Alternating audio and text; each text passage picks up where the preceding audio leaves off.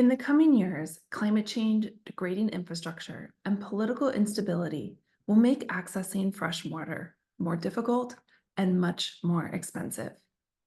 Engineers, hydrologists, and economists tell us there's really no way around this. But billions of people around the world simply can't afford to pay more for their water. This means that one of the greatest challenges we face is not just building more adaptable and more resilient water infrastructures, but also distributing water through these new infrastructures in ways that people will view as just and equitable. This is easy to say, but much more difficult to execute.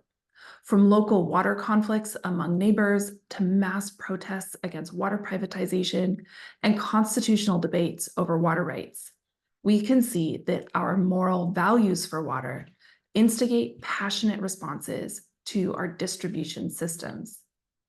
To implement effective strategies for water distribution, we have to take these moral values into account.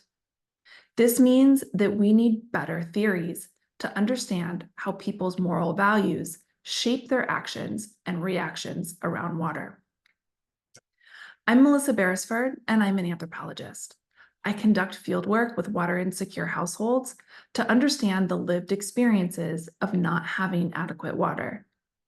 I've been doing work with my colleagues to develop better theories to understand human behaviors around water. We think that an old social science theory explains a lot of the behaviors that we are seeing on the ground, and that this theory can help us to design better water distribution systems.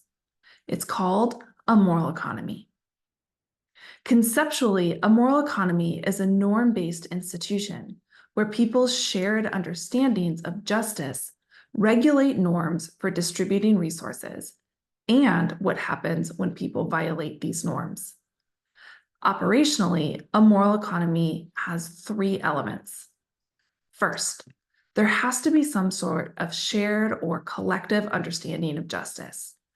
For example, we may see a common understanding that water is life, and therefore everyone deserves water, regardless of their ability to pay.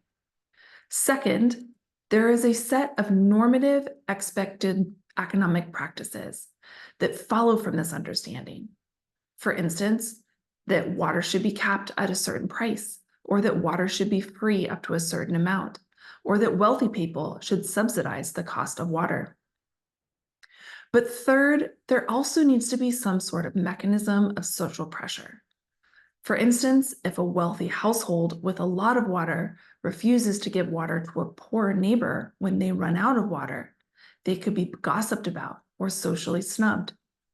Or if a city government increases water prices beyond what people deem affordable, or a national government privatizes a country's fresh water, there could be public demonstrations, protests, or even riots. In a moral economy, the threat of these social sanctions pressures people to adhere to the expected norms. When these three elements instigate and reinforce one another, we find that moral economies allow people to distribute water in ways that may not be equal, but are viewed as acceptably just. But when these elements are out of balance, conflict, even riots can occur, and people may experience a lot of distress over their water situation. The moral economy framework explains how people's behaviors are filtered through their moral understandings of water justice. It can show us when and why people's notions of justice are upheld or not, what norms can successfully govern the distribution of water, and when and why social conflict, rebellion, or riot over water may arise. In short, we see that water distribution systems that uphold notions of water justice follow a moral economy model. We're going to need a lot more research on moral economies for water in the coming years. Questions like, can these normative systems be integrated into formal water policy? Can moral economies be resilient in the face of changing norms, shifting community boundaries, and a diversity of water values? And can moral economies effectively scale? These will all require insights from psychology, political science, anthropology, geography, economics, public policy, and more.